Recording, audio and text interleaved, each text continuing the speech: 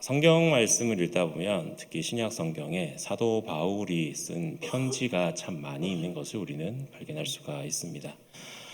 얼마나 하고 싶었던 말이 많았는지 우리가 바울의 그 마음을 조금은 헤아려 볼 수 있을 것 같은데요. 본인이 직접 다니고 경험하였던 혹은 또 이야기로 들었던 많은 교회들에게 권면의 내용, 아니면 책망하는 내용, 아니면 응원하는 내용, 감사하는 내용, 그 주제도 다양하게도 많은 편지를 써서 보내었던 사도 바울이었습니다. 오늘 읽은 골로새서도 그런 사도 바울의 편지 가운데 하나인데요. 편지 내용을 요약해 보자면은 골로새 교회의 성도들에게 권면의 말, 특히나 성도의 거룩한 삶에 대해서 이야기하고 있는 것을 우리는 발견할 수가 있습니다. 오늘 읽은 말씀도 사도 바울이 성도들을 향하여서 향하는 권면의 말씀들 가운데 한 가지인데, 사도 바울은 어떤 옷을 입으라라고 12절 말씀에 이야기를 합니다. 함께 12절 말씀을 봉독해 보겠습니다. 그러므로 너희는 하나님이 택하사 거룩하고 사랑받는 자처럼 긍휼과 자비와 겸손과 온유와 오래 참음을 옷 입고. 아멘. 이 말에서 사도 바울은 그리스도인이라 불리는 사람들은 하나님의 택하심을 받은 사람이고 하나님의 사랑을 입은 사람들이라는 것을 먼저 상기시켜 주고 있습니다. 그리고 이어서 이렇게 하나님께 택함을 받고 하나님의 사랑을 받은 그리스도인들이 어떤 옷들을 입어야 하는지를 나열하면서 이야기를 하고 있습니다. 곧 긍휼과 자비와 겸손과 온유와 오래 참음을 옷 입으라라고 이야기하는 것이죠. 긍휼은 어려운 처지에 있는 사람들을 이해하면서 그의 고통과 아픔을 나누려고 하는 것, 그것이 긍휼이죠. 자비는 친절이라고도 번역할 수가 있는데 모든 사람에게 어려운 일을 사랑으로 또 가볍게 여겨주는 마음을 말하죠. 겸손은 자기 낮춤과 섬김의 자세를 이야기하고요. 온유는 따뜻하고 착한 마음을 이야기도 합니다. 그리고 오래 참음은 이야기하지 않으셔도 다들 잘 알고 있으시리라 생각이 듭니다. 바울은 이렇게 많은 것들로 옷 입으라라고 골로새 교인들에게 이야기를 합니다. 하지만 여기서 그치지 않고 계속해서 그리스도인들이 입어야 할 옷에 대해서 이야기를 하고 있습니다. 본문 13절과 14절 말씀을 또 함께 읽어보겠습니다. 누가 누구에게 불만이 있거든 서로 용납하여 피차 용서하되 주께서 너희를 용서하신 것 같이 너희도 그리하고 이 모든 것 위에 사랑을 더하라. 이는 온전하게 매는 띠니라. 아멘. 그리스도인이 입어야 되는 옷들에 대해서 또 계속 이야기를 하고 있는 바울입니다. 불만을 가진 사람을 용납하고 용서하는 옷을 입어야 된다라고 이야기하고 있죠. 특히나 교회 공동체 안에서 있는 성도라고 하면은 특히나 이런 옷을 입어야 된다라고 이야기를 하고 있습니다. 믿는 성도들이 모인 교회라는 공동체, 그곳에 있는 성도들은 예수님께서 우리를 용서하셨기 때문에 서로 용서하면서 용서의 옷을 입어라라고 그 근거를 이야기하고 있습니다. 도저히 용서할 수 없는 사람이라고 할지라도 예수님께서 나를 용서하시고 우리를 용서하셨다는 것을 생각하면 용서할 수 있다라고, 아니 용서해야 된다라고 말을 하고 있는 것이죠. 나를 대신해서 십자가를 짊어지시고 죽임을 당하시고 내가 가지고 있는 모든 죄를 용서해 주신 그 예수 그리스도를 생각한다면 우리가 결코 용서 못할 죄는 없고 용서 못할 사람은 없다라는 것이죠. 바울이 말한 대로 그리스도인들이 입은 새 옷, 긍휼과 자비와 겸손과 온유와 오래 참음, 그리고 용서하는 것, 이런 것들은 어떻게 보면 사랑과 밀접한 관계를 가지고 있다고 볼 수가 있습니다. 아니, 이 모든 것들을 다 합쳐서 한마디로 요약하고자 한다면 사랑이라는 단어로 요약할 수가 있을 것입니다. 그래서 14절에서 이 모든 것 위에 사랑을 더하라라고 이야기하는 것이죠.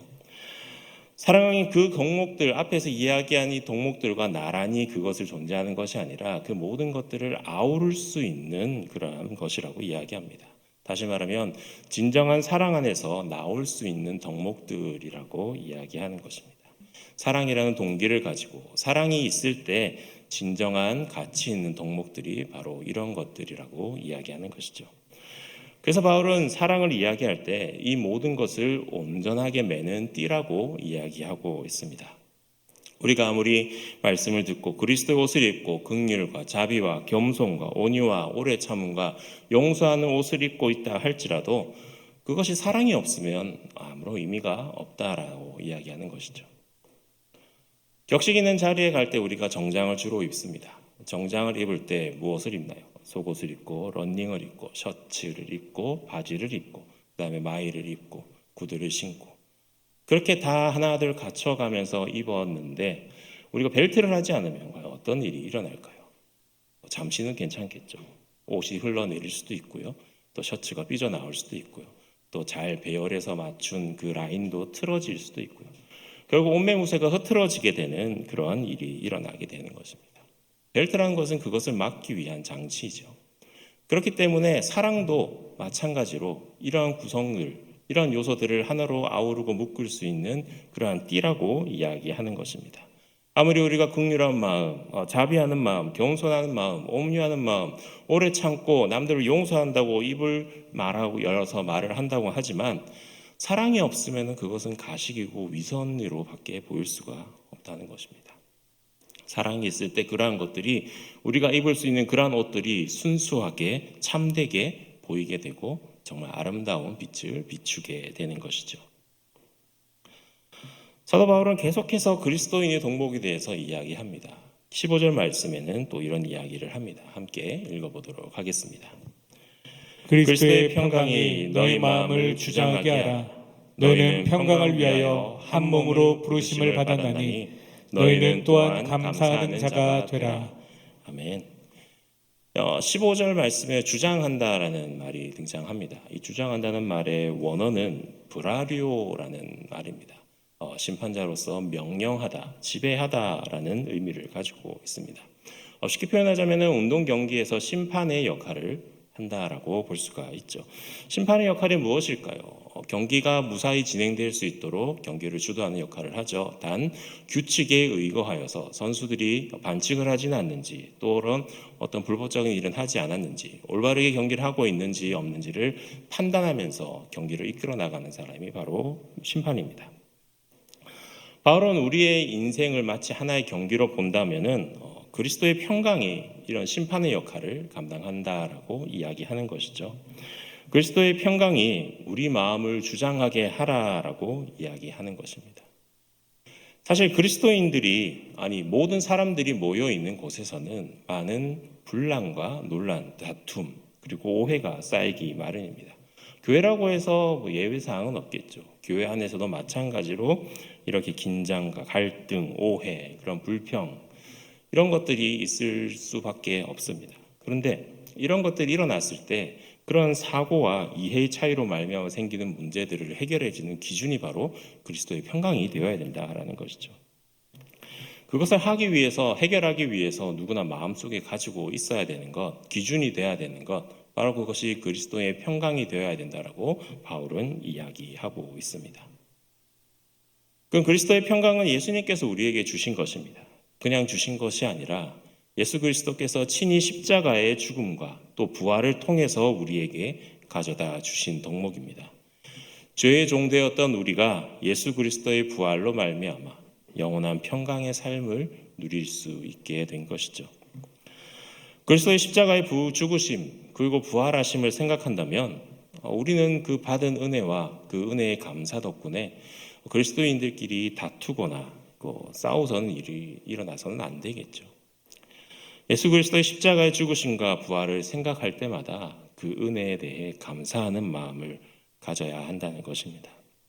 예수 그리스도께서 십자가에서 대속해서 주신 그 피 흘림으로 인해서 그리고 죽음 가운데서 다시 일어나신 그 부활로 인하여서 진정한 감사와 감격이 있는 사람들 모두가 평강 가운데 하나로 되어야 된다라는 이야기를 바울이 하는 것입니다.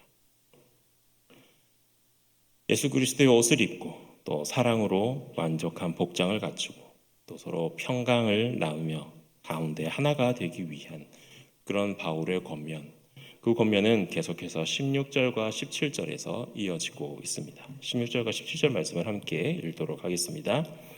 그리스도의 말씀이 너희 속에 풍성히 거하여 모든 지혜로 피차 가르치며 권면하고 시와 찬송과 신령한 노래를 부르며 감사하는 마음으로 하나님을 찬양하고 또 무엇을 하든지 말에나 일에나 다 주 예수의 이름으로 하고 그를 힘입어 하나님 아버지께 감사하라. 아멘. 여기서 바울이 말하는 그리스도의 말씀, 그리스도의 말씀은 예수님께서 하신 말씀만을 이야기하는 것은 아닐 것입니다. 예수님께서 이 땅 가운데 오셔서 삶으로 보여주신 그런 행동, 삶의 모습들, 그 모든 것들을 예수 그리스도의 말씀으로 볼 수가 있죠. 다시 말하면 예수님께서 누구시고 이 땅 가운데서 어떤 일들을 하셨고 우리에게 무슨 말씀을 전하셨는지 그 모든 것들이 다 우리에게 그리스도의 말씀으로 다가온다라는 것입니다. 그런 예수 그리스도의 말씀이 우리의 삶 가운데 풍성하게 있어야 합니다. 그 예수 그리스도의 말씀이 우리의 삶에 풍성해야만 우리가 옷 입은 그리스도인의 옷이 더 밝게 빛이 날 수가 있는 것입니다. 그 예수님의 말씀이 우리 가운데 풍성해졌을 때 그리스도의 말씀으로 완전히 살아가게 되고 그런 우리의 삶 가운데 그리스도의 지혜가 나타나게 되고 그런 말씀의 지혜가 삶에 가득한 사람만이 그리스도의 권면을 사람들에게 할 수가 있는 것이죠.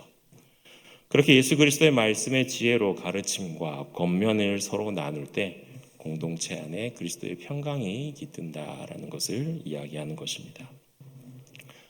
아름다운 새 의복을 입은 사람들이 은혜롭게 서로 지혜로운 말로 서로 가르치고 교훈하고 권면하는 그런 공동체의 모습을 생각해 본다면 참으로 괜찮은 공동체다라는 생각이 들기도 합니다. 우리 교회도 그런 공동체의 모습이 되어야 되지 않을까 하는 생각이 있습니다. 계속해서 사도 바울은 시와 찬송과 신령한 노래를 부르며 감사하는 마음으로 하나님을 찬양하라라고 이야기를 하고 있습니다. 가르침과 권면에 있어서 중요한 것 중에 하나가 바로 감사하는 마음을 가진다는 것이죠. 찬양에 감사하는 마음을 담아서 하나님께 올려드리는 것, 그것이 무엇보다 중요하다고 사도 바울은 이야기합니다. 우리의 삶 가운데 베푸신 하나님의 은혜에 대한 그러한 이해, 그리고 그 함께 이해와 함께 찬양으로 하나님께 감사의 고백을 올려드려야 되는 것이죠. 우리가 예수 그리스도를 믿고 또 우리 안에 일어난 많은 변화들, 또 내 속에 있는 그런 감격, 하나님께서 주신 구원에 대한 감사의 마음들, 그 모든 것들이, 그 모든 은혜들이 하나님께로부터 왔으니까 그러한 깨달은 마음을 가지고 하나님 앞에 나아가서 찬양을 해야 된다라는 것이죠. 결국에는 찬양하는 것에 우리의 마음이 달려있다라는 것입니다. 우리의 마음 가운데 하나님께 감사하는 마음이 없다면, 하나님께 받은 감사하는 것들이 생각나지 않고 그냥 아름다운 곡조로, 아름다운 가사로서 그런 찬양을 부르게 된다면 그것이 그냥 노래라고 볼 수 있는 것이지 찬양이라고 볼 수 없다라는 것이죠. 그래서 감사하는 마음을 담아서 부르는 찬양만큼 가르치고 권면하는 효과도 큰 것이 없다라고 이야기할 수가 있습니다. 이렇게 사도 바울은 많은 이야기들을 담았는데 결국 오늘 본문을 통해서 사도 바울이 골로새 교회 교인들에게 권면하고 있는 것은 그리스도의 옷을 입고 무슨 일을 하든지 말에나 일에나 다 예수 그리스도의 이름으로 하고 그를 힘입어 하나님 아버지께 감사하라라고 이야기를 한다고 볼 수가 있습니다. 쉽게 말하면 예수 믿는다고 말만 하지 말고, 나 세례 받았다고 자랑하지 말고, 직분 받았다고 권위에 내세우지 말고, 믿는 사람이면 믿는 사람답게, 세례 받았으면 세례 받은 사람답게, 직분을 가지고 있으면 직분 받은 사람답게 살아야 하지 않겠냐라고 이야기하고 있는 것입니다. 예수 그리스도에게 헌신된 삶을 살면서 그처럼 섬기는 마음으로 살아라라고 이야기하는 것입니다. 예수 그리스도의 권위에 순종하고 그의 권능을 의지하고 그의 말씀대로 그의 뜻에 합당한 삶을 살아가야 한다라고 고린도 교회 성도들에게 이야기하고 있는 바울의 목소리입니다. 하나님께서는 예수 그리스도를 통해 우리에게 다가오셨습니다. 그리고 우리는 그 예수 그리스도를 통해서 다시금 하나님께로 나아갈 수 있게 되었습니다. 어쩌면 우리의 모든 삶이 하나님과는 예수 그리스도만을 통해서 연결되어 있다. 하나님께로 온전히 향할 수 있다라고 볼 수가 있는 것이죠. 그래서 우리를 가리켜 그리스도인이라고 하는 것입니다. 그것이 또 그리스도인의 삶이 되겠죠. 그리스도 안에서 새 옷을 입은 사람들의 삶의 모습이 바로 이런 것입니다. 언제 어디에서나 무슨 일에서든지 그리스도인들은 세상을 향해서 나는 예수 그리스도를 믿는 사람이다라는 것을 나타낼 수 있어야 하는 것입니다. 사실 많은 교회에 있는 사람들이 이런 사실을 다 알고 있습니다. 무엇을 하든지 다 예수 그리스도의 이름으로 해야 되고요. 그를 힘입어 하나님 아버지께 감사해야 되고요. 그런데 우리의 말이나 행동이 정말 예수 그리스도의 이름으로 하고 있는지, 모든 행동과 상황 속에서 우리는 하나님께 감사하면서 살아가고 있는지, 바울이 고린도 교회 사람들에게 이야기한, 골로새 교회 사람들에게 이야기한 그 모든 덕목들을 우리는 지키면서 그런 옷을 입으면서 살아가고 있는지, 그러지 못한다면 왜 우리는 그러지 못하고 있는지 한 번쯤은 생각해 볼 필요가 있습니다. 작년 이맘때쯤이었습니다. 아직 한 달 정도 남았네요. 제가 목 디스크 수술을 했습니다. 1년 정도 되어 갑니다. 시간이 정말 빠르다라고 느껴지고 있습니다. 수술하고 나서 통증이 없어진 것은 참 좋았는데 한동안은 이 목 위에 머리가 제 것이 아닌 느낌을 많이 받았습니다. 너무 어색해졌다고 할까요? 지금은 뭐 이 나름대로 익숙해져 있는데 목 위가 이렇게 붕 떠 있는 느낌, 내 마음대로 움직이면 뭔가 큰일 날 것 같은 그런 느낌을 받으면서 한동안 살았었습니다. 경험이 없어서 잘 모르겠지만 마치 비유를 하자면 제 머리를 떼고 다른 사람의 머리를 끼워놓은 듯한 그런 느낌이었습니다. 하지만 지금은 1년이라는 시간이 지났기 때문에 이전만큼 100% 돌아왔다고는 볼 수 없지만 그래도 한 80-90% 정도는 이제 좀 많이 돌아온 것 같습니다. 하지만 가끔씩 이게 내 게 아닌 것 같은데 라는 생각이 여전히 들곤 합니다. 시간이 많이 흘렀다는 것을 되돌아보니까 제가 사역을 시작한 게 벌써 2009년에 첫 사역을 시작했더라고요. 벌써 사역을 시작한 것도 15년이라는 시간이 흘러갔습니다. 목사 안수를 받은 지 이제 7년 차가 되었는데 밖에 나가서 이제 세상 친구들을 만나보면은 야 이제 목사 다 된 것 같다라면서 안수 받은 지가 언젠데 이제 그 얘기를 하고 있더라고요. 그런 이야기를 듣고는 있는데 스스로 가끔씩 하는 행동, 삶의 모습을 보면 내가 진짜 목사인가라는 생각을 할 때가 문득 있을 것 같기도 합니다.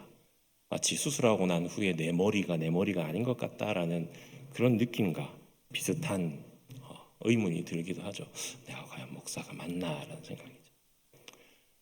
혹시 여러분들은 그런 생각하지 않으셨습니까? 여러분들이 지금 처해 있는 상황이나 여러분들이 지금 하고 있는 그런 모습들, 그런 것들이 왠지 어색하게 느껴지거나 나는 좀 맞지 않는 옷을 입은 것 같다라는 생각을 하고 있는 그런 경험은 없으신가요? 많은 사람들이 맞는 옷을 입고 살아야 된다라고 이야기를 합니다. 그것이 실제 옷이라고 표현할 수도 있지만 어떤 일을 하든지 또 어떤 행동을 하든지 어떤 말을 하든지 모든 상황에서 붙여볼 수가 있겠죠. 그래서 적성을 찾는 것이 딱 중요하다라고 이야기하죠. 딱 맞다. 정말 이것이 내 옷이다. 정말 나에게 딱이야. 그렇기 때문에 그런 것들을 찾으려고 나에게 맞지 않는 옷을 입고 있으면은 그것을 어떻게 해서든 벗어버리고 맞는 옷을 찾으려고 애쓰는 모습을 보여주고 있습니다. 특히 요즘 젊은 청년들일 경우에는 내가 맞는 적성이 무엇인가, 굳이 꼭 대학을 가야 되나, 내가 잘하는 것만 찾아가면 되지라는 마음으로 자신의 적성을 찾아서 먼 길을 떠나는 친구들도 많이 보고 있습니다. 그러다 보니 내가 잘 할 수 있는 것, 내가 정말 즐겁게 할 수 있는 것, 내가 딱 맞다고 생각하는 것이 아니면은 피하고 도망치려는 경향이 보이고 있습니다. 그런데 맞지 않는 옷을 입어야 될 때도 참 많이 있거든요. 그런데 그 맞지 않는 옷이 나의 맞는 옷이라고 착각하는 경우도 또 있습니다. 예전에 이렇게 출근하고 차를 타고 걸어서 이렇게 교회를 가고 뭐 이렇게 할 때 어린이집 등교 시간이 되면요. 정말 특이한 옷을 입고 있는 아이들을 많이 발견을 했습니다. 지금도 기억에 남는 한 아이는요, 누구 집 자녀인지는 모르겠는데 머리에는 금색 왕관을 쓰고요, 옷은 겨울왕국의 엘사 옷을 입고 있고요, 신발은 분홍색 크록스를 신고 있었습니다. 그 옷을 입고 어린이집을 등교를 하는 거예요. 처음에는 잘 몰랐습니다. 그래서 엄마에게 속으로 이런 얘기를 했죠. 대체 무슨 생각으로 애한테 저런 옷을 입혔느냐? 전혀 맞지 않는 언밸런스한 옷. 그런데 아이를 키워보니까 알겠더라고요. 어느 순간 저희 아들이 번개맨 옷을 노래를 부를 때 그때 그분들이 왜 그랬느냐를 이제 이해를 할 수 있었습니다. 본인이 좋아하는 옷, 그것이 남들에게 어떻게 비춰진지 상관없이 그냥 그 옷 입겠다라고 떼쓰고 울고 들어 누워서 밟아놓치면은 어떻게 해서 어린이집을 보내야 되니까 그 옷을 입혀서 보낸다라는 거죠. 아이들만은 착각하는 걸까요? 아이들만 그런 옷이 정말 잘 어울리는 옷이다라고 생각하고 입고 다닌 걸까요? 어른들도 마찬가지 아닐까요? 여러분들도 맞지 않는 옷 입을 때만 많이 있지 않습니까? 저도 그렇습니다. 살이 찌고 나니까 헐렁한 게 좋더라고요. 그래서 3X 라지면 되는데 괜히 5X 라지 이런 옷을 샀습니다. 헐렁한 게 좋아가지고. 네, 저기 웃으시는 한 분이 계시는데. 네, 너무 그래서 슬림한 거 너무 싫더라고요. 그런데 또 반대인 분들도 계십니다. 나는 슬림핏이 어울려라고 하면서 정말 착 달라붙는 몸에 굴곡이 다 드러난 옷을 입으시면서 다른 사람의 시야를 괴롭히시는 분들이 좀 계시더라고요. 그런데 아무리 그런 옷을 좋아해도요, 자신이 취향을 타지 않는 옷을 입어야 될 때가 있습니다. 뭐 격식을 차려야 되는 장소, 그럴 때는 정말 자기 몸에 맞는 옷을 입어서 가야 되기도 하죠. 갑갑하게 느껴지기도 하고요. 그런 옷을 입을 때면 또 너무 헐렁하게 느껴지기도 하십니다. 정말 벗어버리고 내가 원래 입던 그런 박스티 입고 싶다, 아니 몸에 쫙 달라붙는 스키니 입고 싶다라고 생각할 때도 있지만 그러지 못하고 정장 같은 격식에 있는 옷, 딱 맞는 옷을 입어야 할 때가 분명 있다라는 겁니다. 그런데 이렇게 맞지 않는 옷을 입은 사람의 대표적인 인물이 바로 우리 예수님 아닐까요? 예수님이 어떤 분이셨습니까? 하나님의 아들 아니셨나요? 하나님의 아들이 인간의 몸을 입고 이 땅에 온다는 것 자체가 말이 안 되는 행동 아닙니까? 예수님이 인간의 옷을 입을 필요가 어디 있으셨습니까? 그 옷이 예수님께 맞는 옷이던가요? 그러나 하나님의 사명을 위해서, 하나님의 뜻을 이루기 위해서 정말 피하고 싶고 입기 싫었던 그 인간의 육신을 입고 오신 분이 바로 예수님이십니다. 그래서 그 육신을 입고 십자가를 짊어지셨던 것이죠. 사도 바울이 우리 오늘 이야기했던 것들, 우리가 입어야 할 옷입니다. 하나님의 사명, 하나님의 뜻, 성도로서 갖춰야 할 덕목들, 나랑은 전혀 맞지 않다. 내가 입을 옷은 아닌 것 같다. 내 옷은 아니야 라고 우리는 생각할 때가 있습니다. 하지만 입기 싫어도 맞지 않아도 입어야 할 때는 입어야만 합니다. 그 옷에 몸에 맞는 사람들만 그 옷을 입는 것이 아니라 그 옷에 우리 몸을 맞춰서 나아가야 하는 것입니다. 긍휼하고 자비하고 겸손하고 온유하고 오래 참고 용납하고 용서하고 사랑하고 말씀으로 가르치고 권면하고 감사의 찬양으로 모든 일을 예수 그리스도의 이름으로 하는 그러한 옷, 그리스도인들의 옷, 예수님의 자녀된 옷, 성도의 옷, 그 옷이 내 취향이 아니라고 할지라도 우리는 입어야만 하는 것입니다. 여러분들은 그런 옷을 입을 준비가 되셨습니까? 아니, 그러한 삶을 살아갈 준비는 다 되셨는지요? 네, 다 알고 있죠. 머리로는 알고 있는데 그게 잘 안 되네요. 그리고 솔직히 그거 다 못 입겠어요. 아니, 나 말고 누군가 열심히 하면 되지 않을까요? 나는 한 두세 개는 안 입고 나머지 사람들은 다 입고 누군가는 했으면 좋겠고 나는 하지 않았으면 좋겠다 라는 마음 혹시 없으신가요? 우리 충일교회가 50주년을 맞아서 착한 교회 챌린지를 진행하고 있습니다. 충주를 품기 위해서 50개 기관을 선정하고 또 교회 내 50개 부서가 정말 챌린저들이 되어서 정말 충주를 품고 섬기자 하는 마음으로 작지나마 미약하지만 도움의 손길을 주려고 애쓰고 노력하시고 있습니다. 그 의미를 생각해서 긍정적으로 받아주시면서 함께 기도로 동참해 주시고 또 사역 가운데 함께 동참해 주시는 분들도 분명 계시죠. 하지만 솔직히 말씀드리면 100만 원 가지고 뭘 할 수 있어요. 그거 생색내기 아니에요. 이런 거 왜 하는지 모르겠어요 라면서 반대하시는 분들도 계시더라고요. 착한 교회 챌린지 뿐일까요? 교회 안에서 필요한 많은 섬김의 자리들, 헌신의 자리들, 그곳에서는 정말 많은 사람들이 애쓰고 노력하면서 자신의 시간과 노력을 다 하나님 앞에 올려드리면서 그 자리에서 헌신하고 봉사하고 있는데 나는 그런 거 못해요. 시간이 없어요. 나랑은 안 맞아요. 라면서 나만 아니면 돼 라는 마음으로 혹시 그런 자리들을 피하고 있는 우리의 모습은 발견하시지 않으신가요?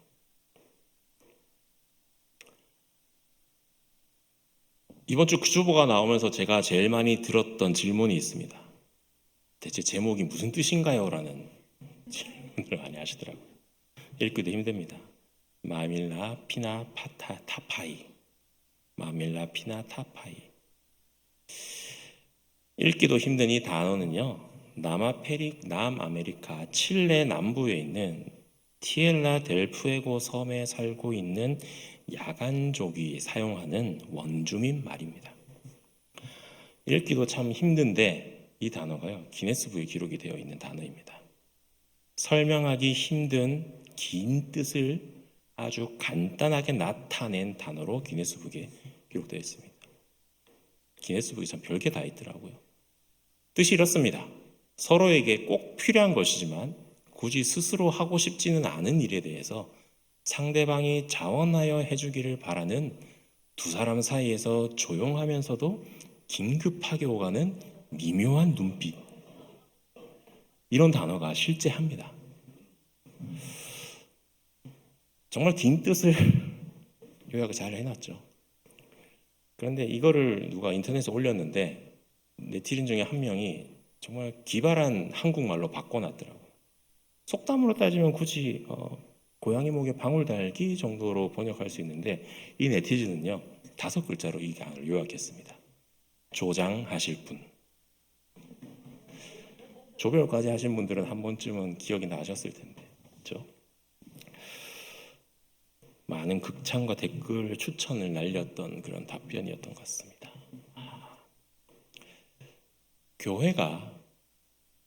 우리 교회가 나아가는 방향이요, 내가 의도하지 않은 방향이라고 해서, 나랑은 전혀 어울리지 않는 사역이라고 해서, 나의 뜻과는 전혀 다른 길이라고 해서 내가 하지 않고 남이 해주길 바라는 우리의 모습, 그런 모습이 있다면 아마 분명 옳은 모습은 아닐 것입니다. 내 몸에 맞지 않는 옷이라고 생각하기보다 내가 반드시 입어야 하는 옷이라고 생각해야 할 것입니다. 내 뜻과 내 생각과는 다르지만 순종하면서 그 옷을 입고 묵묵히 감사함으로 나아가는 것, 주님께서 그것이 우리에게 원하시는 것 아닐까요? 이제 우리의 몸에 맞지 않는 옷을 입는 여러분들이 되시기를 간절히 소원합니다. 왠지 내가 손해보는 느낌이 들어도 묵묵히 그 옷을 입으시는 그런 여러분들이 되시기를 바랍니다. 누군가 나에게 마밀라 피나 타파이의 눈빛을 보낸다고 할지라도 조장하실 분이라는 질문에 서로 눈치만 보고 있을 때 내가 먼저 그것을 입겠다, 예수님께서 나를 위해 이 많은 것들을 주시고 또 우리를 구원케 해주시고 이런 은혜를 베풀어 주셨으니 그 은혜에 감사하는 마음으로 입고 나아가겠다, 자신 있게 그 옷을 입고 헌신의 자리, 섬김의 자리로 감사하면서 나아가실 수 있는 저와 여러분들이 되시기를 간절히 소원합니다.